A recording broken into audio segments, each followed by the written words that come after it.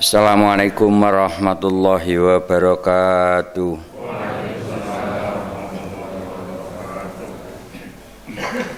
A'udzu billahi minasyaitonir rajim. Bismillahirrahmanirrahim. Qul huwallahu ahad. Allahu samad. Lam yalid wa lam yulad wa lam yakul lahu kufuwan ahad. Allahumma sholli ala Muhammad wa ala ali Sayyidina Muhammad. Shadaqallahul azim. Para jamaah salat Id yang teramat sangat kami hormati, kami muliakan, juga yang dirahmati Allah Subhanahu wa taala. Alhamdulillahirabbil alamin. Pada pagi hari ini, walaupun suasana dan kondisi tidak sebaik waktu-waktu yang terdahulu, waktunya kurang memungkinkan, tetapi kita patut bersyukur karena kita masih bisa melaksanakan sholat Id secara berjamaah, walaupun tidak sebanyak dulu, ya. Memang aturannya demikian dan selalu mengikuti protokol kesehatan. Saudara-saudaraku yang sangat kami hormati, yang sangat kami muliakan, sebelum beberapa hal kami sampaikan, maka di sini ada yang perlu kami bacakan.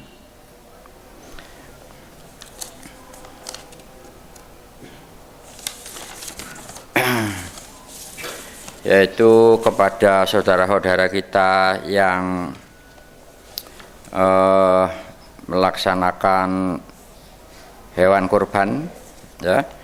Yang pertama di sini Ibu Susi Akwan, kemudian Eko Wahyudi putra Pak Parman, kemudian Lukman Nur Hakim sekeluarga, kemudian Pak Samsul Rizal Surabaya juga sekeluarga.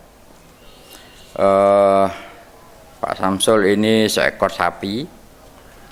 Kemudian yang lainnya kami sebutkan di sini Bapak Muhammad Yusro, Pak Suwadi, Pak Zainal Fatah dan Mas Fido. Kemudian Sri Wulandari putri Pak Ogut, kemudian Pak Tambeh dan Bu Suparmi, Pak Sukono, Bu Suyanti, Pak Agus Mulyono, Dewi Nur Aisyah putri Pak Agus Purnomo, Siti Khomsatun, Pak Setiawan, kemudian Pak Rahmadian Trihatmaja putra Pak Sucatno, kemudian Pak Sutrisno, kemudian Pak Hadi Istianto, Mas Rahmat Yafid Wibisono, Amalia Azhar Purota Taini putri Pak Huri, kemudian F. Riko Seftananda Saifullah putra Pak Jatno, kemudian Mas Dika dan Mas Diki, kemudian Pak Malko dari Jakarta. Dan selanjutnya di sini ini termasuk donatur ini, yaitu Pak Yusuf, Pak Iksan, Pak Nardi, Pak Alif, Bu Alif Fitria, Pak Eri, Pak Eri atau Pak Gendut, Pak Bambang, Bu Sri atau Pak Hendri, Bu Mariati, Bu Susi Bunut, Pak Gondo Iwan, Pak Tosamaan, Pak Andi, Pak Toha dan Pak Dikin, Pak Miftah, Pak Dandung, Pak Rifka Al-Atas, Bu Endah, Bu Mira, Pak Heri, Pak Masrur, Pak Agus, Bu Warsi. Itulah nama-nama yang bisa kami umumkan dan memang sebaiknya diumumkan. Tapi soal jumlah di sini tidak kami sebutkan karena bagi Allah yang dilihat bukan jumlahnya, tapi ikhlas apa tidaknya. Lain dengan bagi manusia yang dilihat jumlahnya. Tuh, soal jumlah itu urusan Allah sendiri, ya. Yang dilihat itu ikhlas dan tidaknya. Cuma bisa ikhlas orang tersebut apabila yang fardu dijalani karena Allah. Yang kami maksud di sini yang fardu tadi, syahadat selalu dibaca, zikrullah bukan ayat-ayat yang lain, tapi 2 kalimat syahadat rukun Islam yang pertama. Zikrullahnya itu satu-satunya zikir yang bisa dilakukan karena Allah itu. Kemudian sholat karena Allah, tunaikan zakat karena Allah, puasa ya karena Allah, pergi haji karena Allah bila mana mampu. Itu kita laksanakan karena Allah. Khusus yang fardu itu karena Allah. Sehingga seandainya kita melakukan ibadah yang sifatnya sunnah sudah pasti ikhlas. Jadi saudara-saudara harus memahami bahwa yang disebut ikhlas tadi akibat dari lillah tadi. Tanpa lillah tadi, tanpa penyebab tadi, tidak ada akibat. Tidak mungkin ada akibat tanpa sebab. Jadi yang disebut ikhlas tidak semudah orang bicara. Harus ditempuh, harus dilakukan, harus dijalankan. Jalan yang lurus yaitu syariat Islam kita jalani karena Allah. Kalau dibaca di dalam hati itu bukan 2 kalimat syahadat, itu namanya zikir itu aja, bukan zikrullah. Dan yang dibaca itu pasti karena sesuatu atau karena guru. Tapi kalau 2 kalimat syahadat selain bisa dibaca karena Allah dan itu hukumnya fardu. Selain 2 kalimat syahadat namanya zikir. Apakah itu salah? Tidak. Tapi kalau ada yang lebih baik lagi, kenapa kita tidak melakukannya? Itu. Kalau yang namanya zikrullah itu pasti 2 kalimat syahadat rukun Islam yang pertama. Itu karena itu hukumnya fardu. Jadi bisa kita lakukan, kita baca dalam hati dan bacanya karena Allah. Itu setiap saat. Sehingga gerakan hati kita, gerakan tubuh kita, bahkan gerakan bibir kita, khusus yang baik-baik itu murni dikehendaki oleh Allah Subhanahu wa taala. Tapi yang jelek-jelek tetap kita sendiri yang melakukan. Itu. Jadi kita harus mau mengakui bahwa kita semua ini tidak mempunyai apapun, tidak bisa apapun. Yang kita punyai hanyalah salah dan lupa. Kalaupun ada tindakan dan ucapan yang baik, ini dikehendaki oleh Allah. Dengan melakukan hal seperti itu, secara otomatis di dalam hati ini tidak ada perasaan merasa punya jasa. Kita tidak mempunyai jasa apapun. Seseorang yang biasanya melampaui batas dalam hal ucapan maupun tindakan, itu biasanya orang yang sudah melampaui batas. Apabila seseorang tidak melampaui batas, maka kendalinya sangatlah kuat. Itu. Dan perlu Bapak Ibu sekalian ketahui, tidak ada seorang manusia pun yang bisa selamat dari godaan syaitan dan jin kecuali dia berlindung kepada Allah Subhanahu wa taala. Dan siapapun orangnya, bangsa apapun dia, suku apapun dia, kalau mau ibadah karena Allah yang fardu tadi, orang itu dilindungi oleh Allah. Dilindungi dari apa? Dilindungi dari godaan syaitan dan jin. Manusia ini apabila sudah dilindungi oleh Allah dari godaan syaitan dan jin, maka tidak ada sesuatu apapun yang bisa membahayakan orang tersebut. Itu perlu Anda renungkan.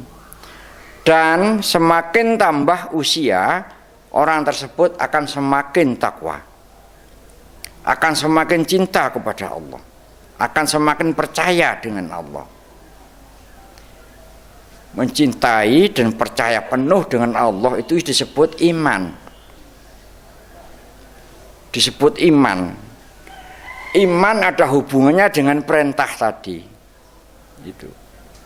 Kalau memang seseorang mempunyai iman kepada Allah, tidak akan mau ibadah karena selain Allah. Tidak akan mau, kecuali buat orang lain. Kalau buat pribadinya sendiri tentu tetap karena Allah. Itu disebut iman. Lain dengan takwa. Takwa ini menyangkut larangan. Kita takut kepada Allah tadi menyangkut larangan-larangan Allah. Dan itu akibat juga. Akibat dari keimanan seseorang, yaitu menjadi takwa. Jadi seandainya dia tidak mencuri, itu bukan takut dengan sesuatu apapun.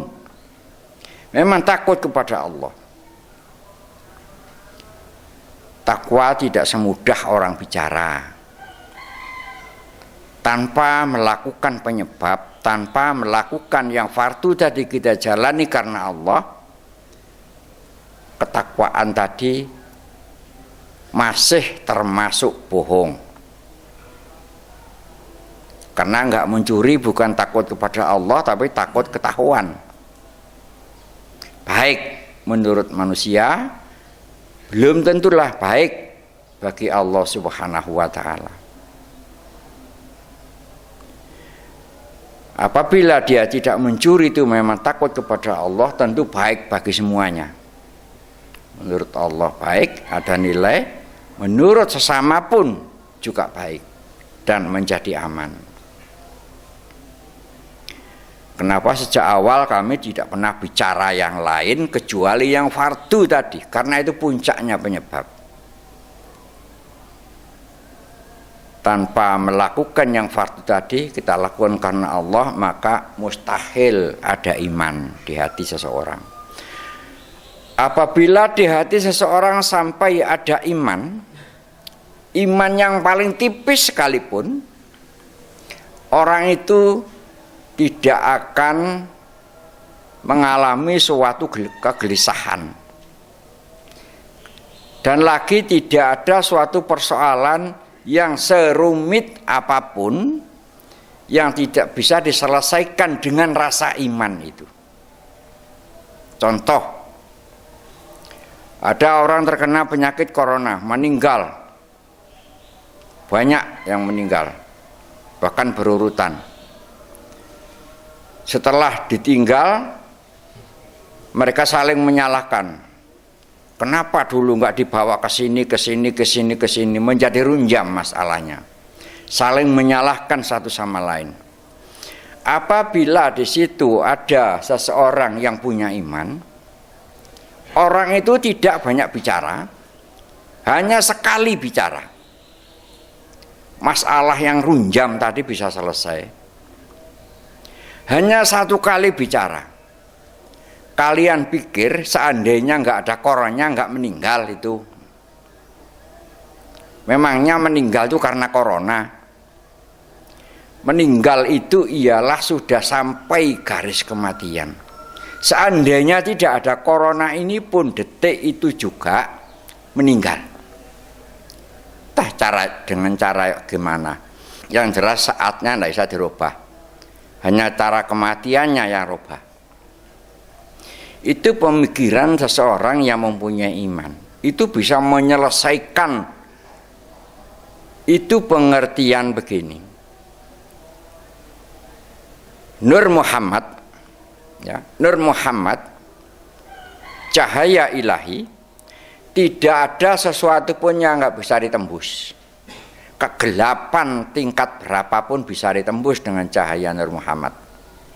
Itu maksudnya tidak ada suatu persoalan pun yang nggak difahami dan yang nggak bisa memberikan suatu keterangan. Persoalan yang rumit membuat orang banyak menjadi gelap hatinya karena ditinggal saling menyalahkan tadi. Kalau diberi pengetahuan dengan dasar keimanan, maka persoalan tadi menjadi terang benderang, sehingga terhentilah saling menyalahkan tadi. Itu. Persoalan apapun sudah. Jadi kalau orang ada musibah besar seperti ini kok saling menyalahkan yang lain, itu bukan tanda ya, tapi ciri-ciri orang yang di hatinya belum ada iman walaupun sebesar biji sawi. Seandainya di hati ada iman walaupun sebesar biji sawi, orang itu tidak akan saling menyalahkan satu sama lain. Tidak akan. Apalagi soal kematian. Jadi sangat mudah tadi. Karena seseorang yang punya iman tidak punya ciri, yang punya tanda-tanda. Ciri-ciri itu hanya dipunyai orang yang di hatinya belum ada iman sedikit pun. Walaupun tidak pernah lepas serbanya. Ingat baik-baik ini, karena kondisi dan keadaan dunia seperti sekarang ini, kita harus tetap berpendapat bahwa mati tadi ketentuan dari Allah Subhanahu wa Ta'ala. Tetapi kita harus rajin ikhtiar. Maksudnya kita harus tetap menjaga kebersihan, harus tetap jaga jarak, juga pakai masker. Kita ikuti semua aturan-aturan protokol kesehatan.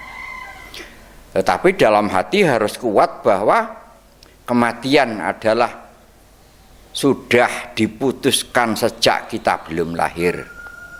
Jadi jangan sampai Anda sampai merasakan takut mati. Kita harus ingat apa yang disabdakan Rasulullah SAW. Yang merusak akhlak manusia di muka bumi ini tidaklah banyak, hanya dua hal. Pertama takut mati, yang kedua cinta dunia. Itu rusak akhlaknya sudah. Yang dimaksud rusak akhlaknya itu tidak bisa diam, dia selalu menyalah-nyalahkan yang lain. Punya harta sebanyak apapun tidak akan puas sebelum dia menyalah-nyalahkan orang lain. Puasnya kalau melihat yang lain celaka. Itu sebuah ciri seseorang yang di hatinya belum ada iman. Itu. Padahal yang berjalan di dunia ini, bahkan diajarkan di mana-mana, orang diajari wiritan berdoa karena rezeki. Apakah itu salah? Tidak. Kalau dia mendoakan yang lainnya. Wiritan karena rezeki kalau buat pribadi, ya, akibatnya orang itu percaya apa tidak, semakin cinta dunia, semakin takut mati. Setiap hari ini di hatinya selalu tambah cinta, kecintaannya terhadap dunia, semakin besar rasa takutnya kepada mati. Padahal sabda Nabi hanya dua hal itulah yang merusak akhlak manusia.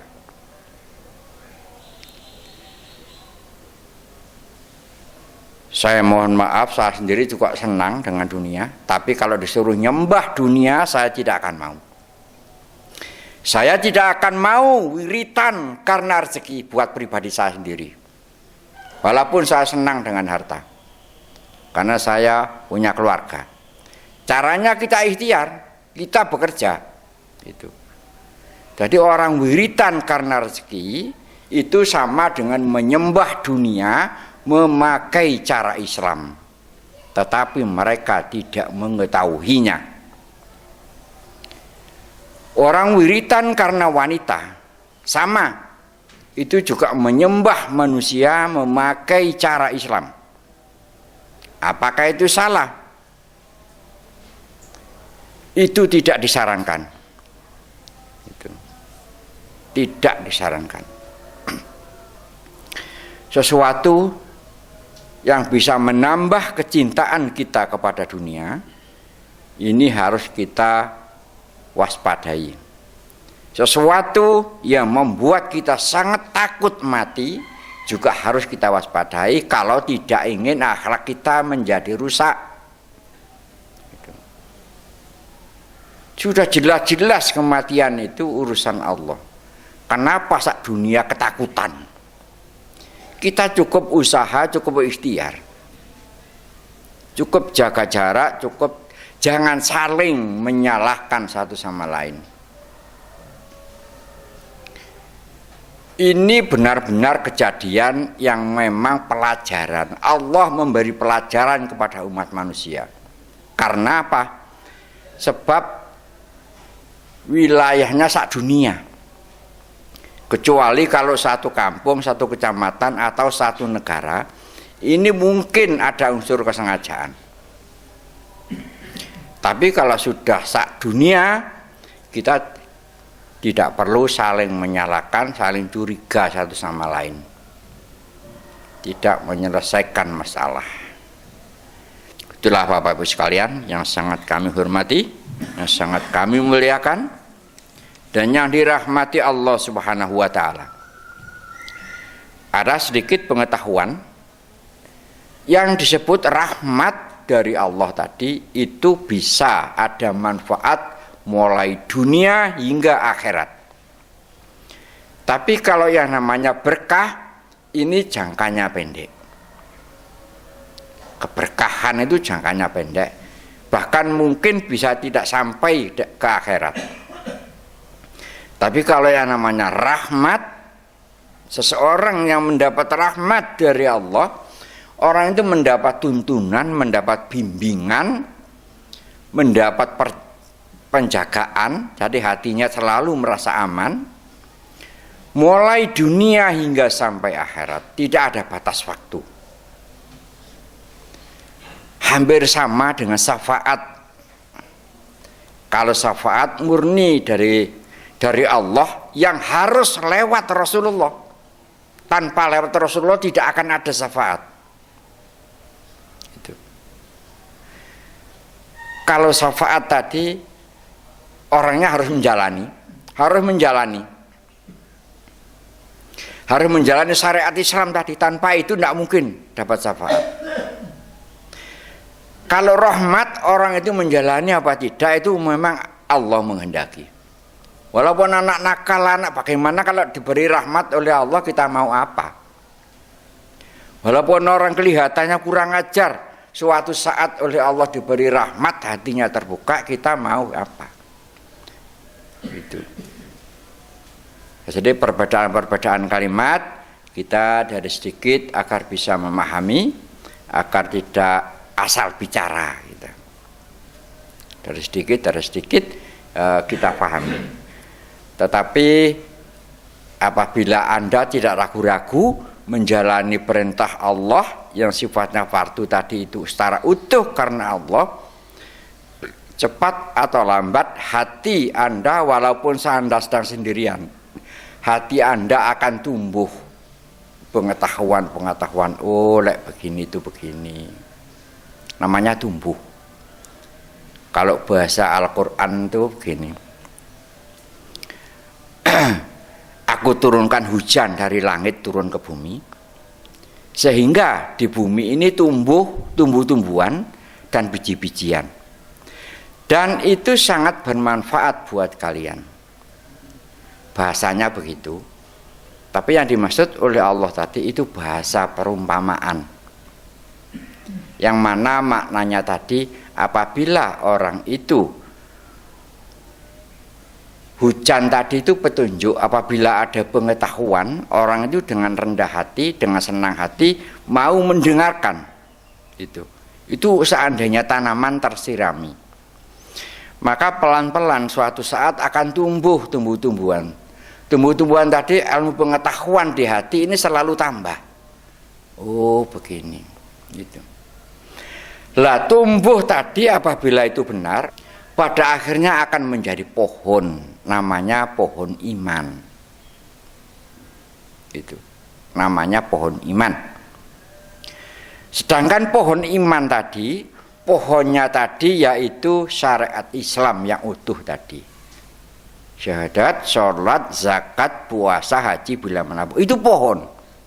Tanpa pohon tidak akan ada daun, tidak akan ada buah. Apalagi buah. Tanpa menjalani itu tidak usah kita bicara-bicara iman. Bikin malu. Kalau pohon sudah punya maka daun akan ada. Daun tadi seperti yang tadi. Di hati ini tumbuh pengetahuan. Itu. Kalau buah tidak usah diambil sekarang, itu urusan nanti ketika sudah kita ada di alam sana. Tetapi sebagian besar sudah diberikan ketika kita berada di dunia. Itu buah dari iman. Makanya kalau tidak menjalani syariat Islam, di hatinya tidak ada pohon tadi, tidak ada. Saudara-saudaraku, demikianlah penjelasan kami proses dari kapan tumbuhnya iman, bagaimana kok bisa tumbuh tanpa disirami, tidak akan tumbuh. Sedangkan setelah tumbuh pun masih perlu siraman. Itulah namanya pohon iman di hati masing-masing. Ila hadratin Nabi Muhammadin sallallahu alaihi wasallam. Al-Fatihah. A'udzu billahi syaitonir rajim. Bismillahirrahmanirrahim. Alhamdulillahi rabbil alamin. Ar-Rahmanir-Rahim.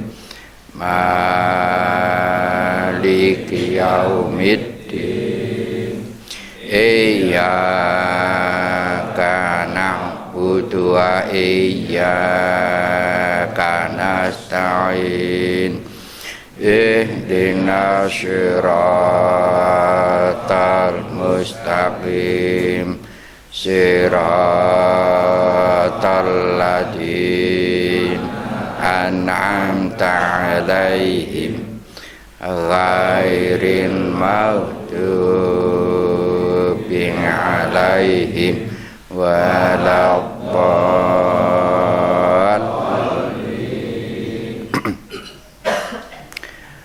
Khususan ila rahim mujtahidina sahabati Sayyidina Abu Bakar Siddiq, Umar bin Khattab, Utsman bin Affan, Ali bin Abu Thalib radhiyallahu an. Al-Fatihah. A'udzu billahi syaitonir rajim. Bismillahirrahmanirrahim. Alhamdulillahi rabbil alamin. Ar-Rahmanir-Rahim. Maliki yaumiddin. Iyyaka na'budu wa iyyaka nasta'in. Ihdinas siratal mustaqim. Siratal ladzina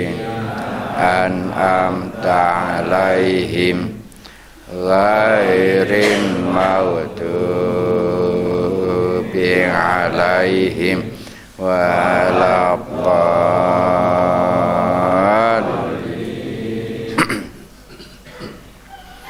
Khususan Nabiullah Khidir alaihissalam. Al-Fatihah. A'udzu billahi syaitanir rajim. Bismillahirrahmanirrahim. Alhamdulillahi rabbil alamin. Ar-Rahmanir Rahim. Maliki yaumiddin. Iyyaka na'budu wa iyyaka nasta'in. Ihdinas siratal mustaqim. Siratal ladzina an'amta 'alaihim ghairil maghdubi 'alaihim waladdallin.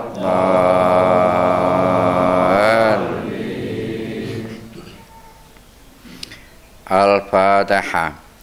A'udzu billahi syaitanir rajim.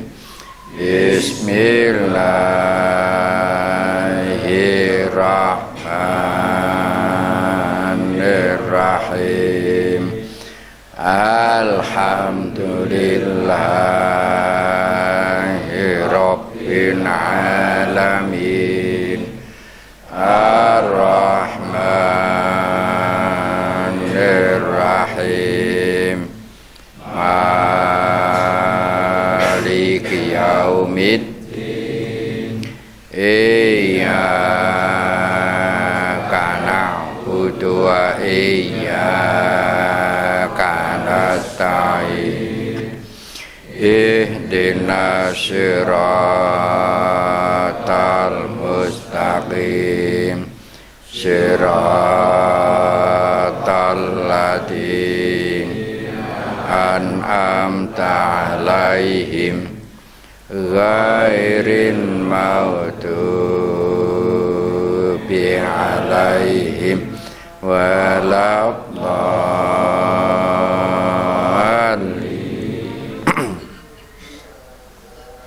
Khususan ila rahai ummahatina ummahatikum wa abaina wa abaikum wa ahlina wa ahlikum minal muslimina wal muslimat wal mu'minina wal mu'minat al ahya minhum wal amwat. Al-Fatihah. A'udzu billahi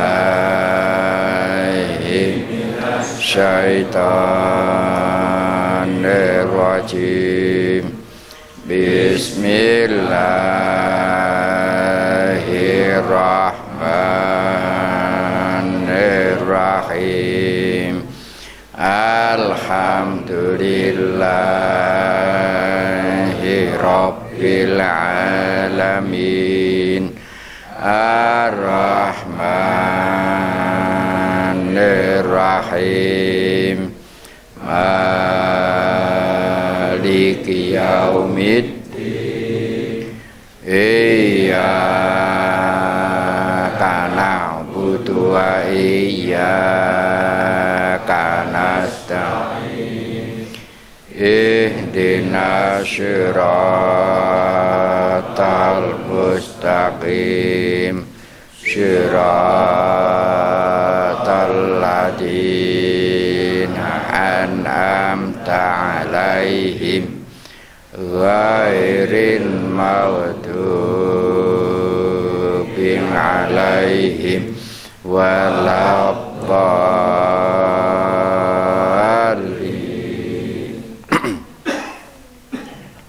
A'udzu billahi minasyaitonir rajim. Bismillahirrahmanirrahim. Allahumma shalli ala sayyidina Muhammad wa ala ali sayyidina Muhammad. Alhamdulillahi rabbil alamin. Allahumma shalli ala sayyidina Muhammadin salatan tunjina biha min jami'il ahli wal afat wa taqdilana biha min jami'il hajat wa tutahhiruna biha min jami'i syai'at wa tarfa'una biha indaka ahla darajat wa tuballighuna biha min aqsal ghayat min jami'il khairati fil hayati wa ba'dal mamat. Allahumma sholli salatan kamilatan wa sallim salaman taman ala sayyidina Muhammadin alladzi tanhalu fil uqad wa tanfariju fil qurab wa tuqda bil hawaid wa tunalu bil ghaib wa husnul hawatimi wa yusaskal wa ma'umbi wa dahil karim wa ala alihi wa sahbihi fi kulli lamhati wa nafasin bi adati kulli ma'lumin lak rahmatika ya arhamar rahimin. Subhanaka rabbika rabbil izzati amma yasifun wa salamun alal mursalin walhamdulillahi rabbil alamin. Al-Fatihah. A'udzu billahi syaitonir rajim. Bismillahirrahmanirrahim. Alhamdulillahi rabbil alamin. Ar-Rahmanir-Rahim. Maliki yaumiddin. Iyyaka na'budu wa iyyaka nasta'in. Ihdinas siratal mustaqim. Siratal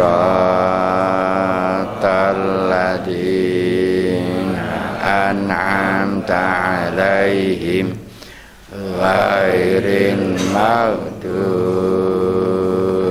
'alaihim waladdallin.